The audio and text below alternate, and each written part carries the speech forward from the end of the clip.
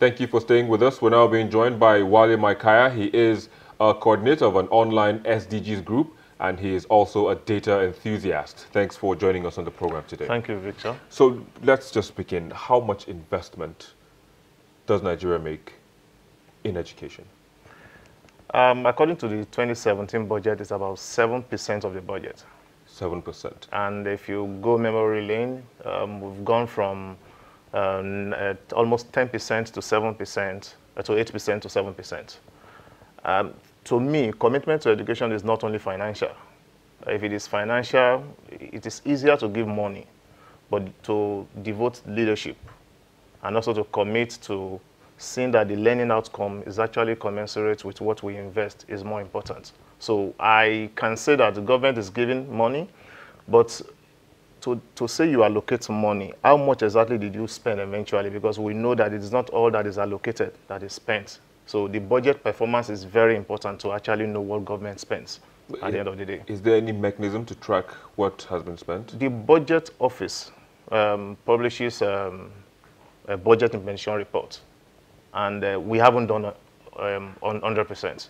So while we will say we have allocated 7% of the budget to education, we have not achieved 100% performance of the budget. So that means there's something wrong going on somewhere, and perhaps that's why the state of education at the moment, I mean, is where it is. If they don't spend everything that is allocated and they don't return it, what is going on? What happens to it? What I see here is opponents of the budget. The data for tracking all of those things are not really available for people to see. And if you look at it, I can say from the federal government perspective, they are trying a bit into investment in education. So we have the government budget. We have budgets that comes from UBEC, that is a Universal Basic Education. Then we have money that comes from TED Fund that goes to tertiary education. So money from UBEC, which goes for basic education, that states are supposed to meet up 50% and get. As at 2017, the 2016 budget, most states have not assessed it. Why? The primary reason I heard is that they don't have money. So Senate has gone ahead to reduce their contribution to 10% from 50%. Very good. But if you look at what eventually what we'll get is that if you look at Sokoto State, for instance, spending 700 million to build a house for a leader. Some states spending money to buy cars. Some governors building their own private houses, and they have not been able to assess this one. So you will think again that it is not really about money.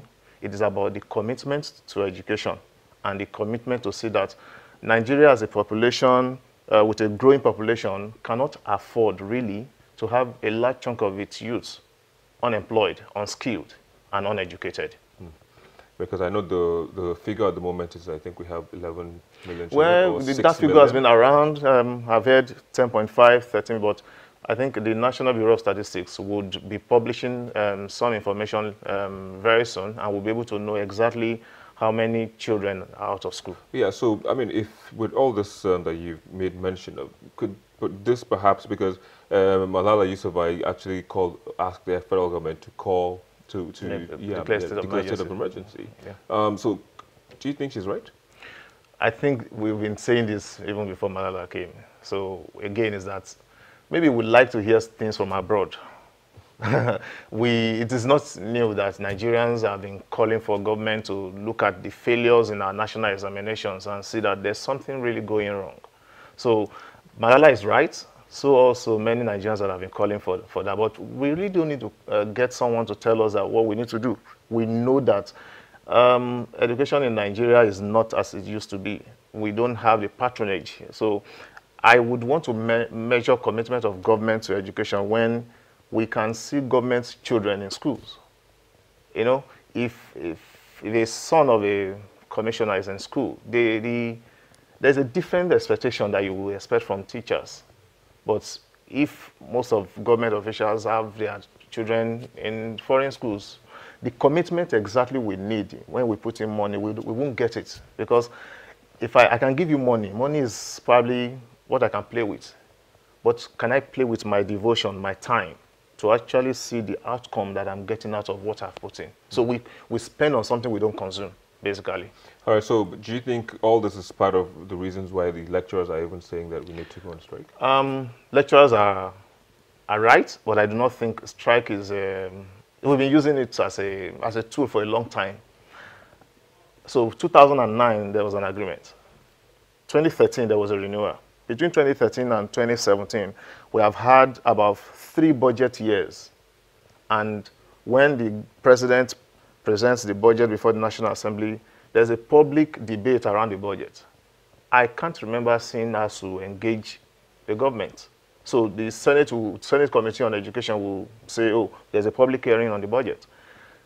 ASSU needs to engage the government and say, okay, you have not considered our, what you say you will do for us in the budget. Our demand. So ASSU is right, but strike will not because eventually it's the children of the masses that suffers.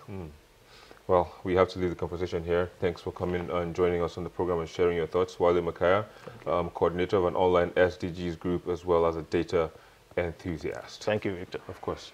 I will take a quick break. I'll be back in a moment with the most viewed videos on our YouTube channel in the past week.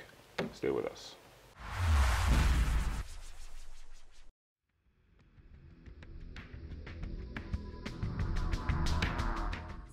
This video of father to billionaire kidnapper Evans is still exciting our YouTube viewers as it comes in as the 5th most viewed in the past week.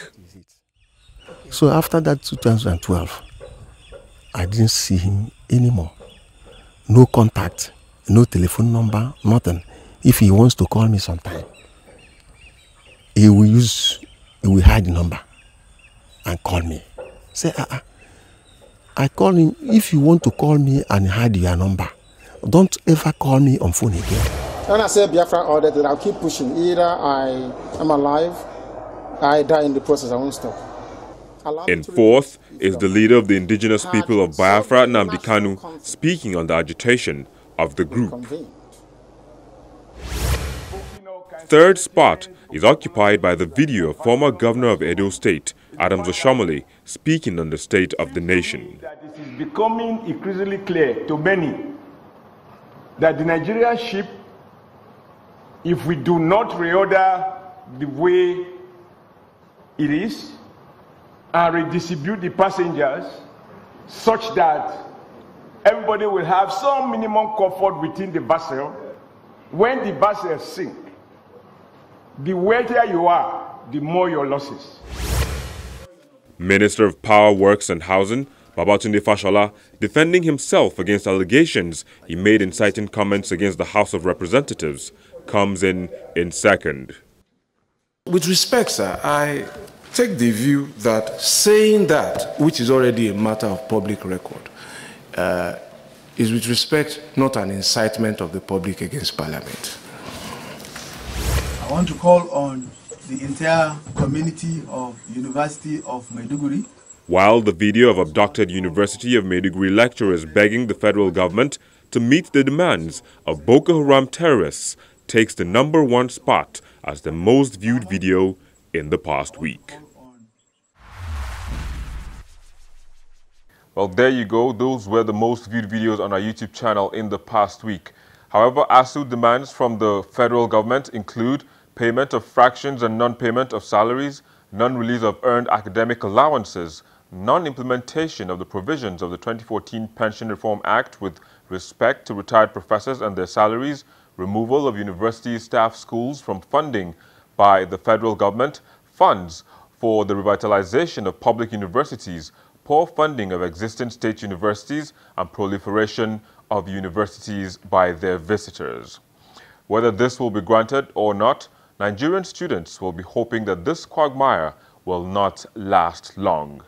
And that's the program this week. Thanks for joining. But do remember, the conversation continues via the social media addresses showing on your screen. I'm Victor Matthias. Bye for now.